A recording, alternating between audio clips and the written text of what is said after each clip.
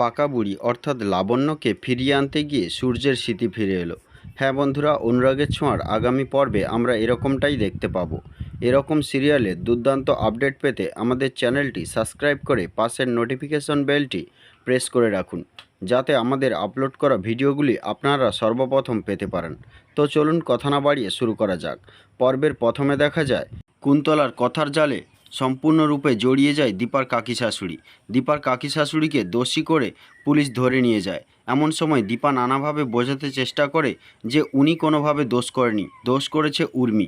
কিন্তু পুলিশ প্রমাণ চায়। প্রমাণ যেহেতু দীপার কাকি শাশুড়ির বিরুদ্ধে থাকে, তাই পুলিশ বলে আমরা বাধ্য হচ্ছি উনাকে ধরে নিয়ে যেতে। এমন সময় দীপার বিজনেস পার্টনার অভিষেক শর্মা এসে বলে, আমরা যে ওষুধগুলো টেস্ট করিয়েছিলাম ওই ল্যাবে বোধহয় গণ্ডগোল হয়ে গেছে, তাই ও মিথ্যা রিপোর্ট এসেছিল। এই রিপোর্টটা সত্যি বলে একটা ফলস রিপোর্ট দেয়, যাতে দীপার কাকি শাশুড়িকে ছেড়ে দেওয়া হয়। এরপর সূর্য দীপাকে বলে, দীপা ম্যাম, আপনি এসব কেন করছেন? আপনার সঙ্গে আমি ব্যবসা করছি, তার মানে এই নয় আপনি আমার ফ্যামিলির সবাইকে অপমান করে যাবেন, পুলিশ নিয়ে এসে ধরিয়ে দেওয়ার চেষ্টা করবেন। তখন দীপা বলে, আপনার জন্যই সব কিছু হয়েছে, আপনি এরকম কেন হয়ে আছেন? আপনি নিজেকে প্রশ্ন করুন তো একবার। এই বলে দীপা ওখান থেকে রেগে চলে যায়।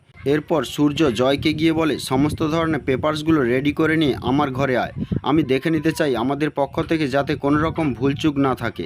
এই সময় উর্মি বলে, দাদাই, আপনার ওষুধটা আপনি খেয়ে নিন, আমি চাই না কাজের সময় আপনাকে ডিস্টার্ব করতে। তখন সূর্য ওষুধটা ভেঙে গুঁড়ো করে ফেলে দেয়। তখন উর্মি বলে, এ কি করছেন দাদাই? তখন সূর্য বলে, আমি ওষুধ খাবো না। তখন উর্মি বলে, এর মানে? তখন সূর্য বলে, মানেটা এটাই, আমি ওষুধ খাবো না মানে খাবো না, আমাকে জোর করা যাবে না, অনেক দিন অনেক রহস্য হয়েছে, আর নয়। এই বলে সূর্য ওখান থেকে চলে যায়। তখন উর্মি কুন্তলাকে বলে, আমি কি করব এখন? আপনি তো দেখলেন কেমন সবাই করছে। তখন কুন্তলা বলে, তোমার দ্বারা একটা কাজও ঠিকভাবে হয় না। এরপর দেখা যায় সূর্য দীপার কাছে গিয়ে বলে, ম্যাম, বিজনেসের অনেকটাই ক্ষতি হয়ে গেল, এখন কি করা যায়? তখন দীপা বলে, যা কিছু হয়েছে আপনার জন্য, আপনি যদি সব কিছু ঠিক করতে চান তাহলে আপনার আর এক মেয়ে লাবণ্যকে ফিরিয়ে আনুন। তখন সূর্য বলে, আমার আর এক মেয়ে? আমার তো একটাই মেয়ে সোনা, লাবণ্য তো আমার মায়ের নাম। তখন দীপা বলে, হ্যাঁ, আপনার মায়ের নাম লাবণ্য, এ কথাটা ঠিক। আপনার আর এক মেয়ের নাম আপনার মায়ের নামে রাখা হয়েছিল, যে এখন অনাথ আশ্রমে আছে। তখন দীপ বলে, হ্যাঁ যাজাই, উনি ঠিক কথাই বলছে, পাকা বুড়ি এখন অনাথ আশ্রমে আছে। এরপর সূর্য বলে, আমার মেয়ে অনাথ আশ্রমে আছে, আমি এক্ষুনি যাচ্ছি তাকে ফিরিয়ে আনবো। এই বলে সূর্য অনাথ আশ্রমে যায়। অনাথ আশ্রমে গেলে লাবণ্যকে দেখতে পায়।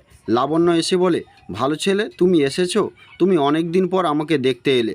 সূর্য তখন লাবণ্যকে কোলে তুলে নেয় এবং লাবণ্যকে বলে, মা, আমি তোমাকে এবার বাড়ি নিয়ে যেতে এসেছি, তুমি আমার সঙ্গে যাবে তো? তখন পাকা বুড়ি বলে, হ্যাঁ, আমি তোমার সঙ্গে যাব। সূর্যর এইভাবে লাবণ্যর সঙ্গে কথা বলতে বলতে অনেক স্মৃতি আবছাভাবে ফিরে আসে, কিন্তু কোনোটাই স্পষ্ট নয়। সূর্য সব কিছু স্পষ্টভাবে মনে করতে পারে না। তো বন্ধুরা, আজকের পর্ব এই পর্যন্ত। আবার দেখা হবে পরবর্তী পর্বে। ততক্ষণে সুস্থ থাকুন, ভালো থাকুন এবং ভালো লাগলে একটি লাইক দিন।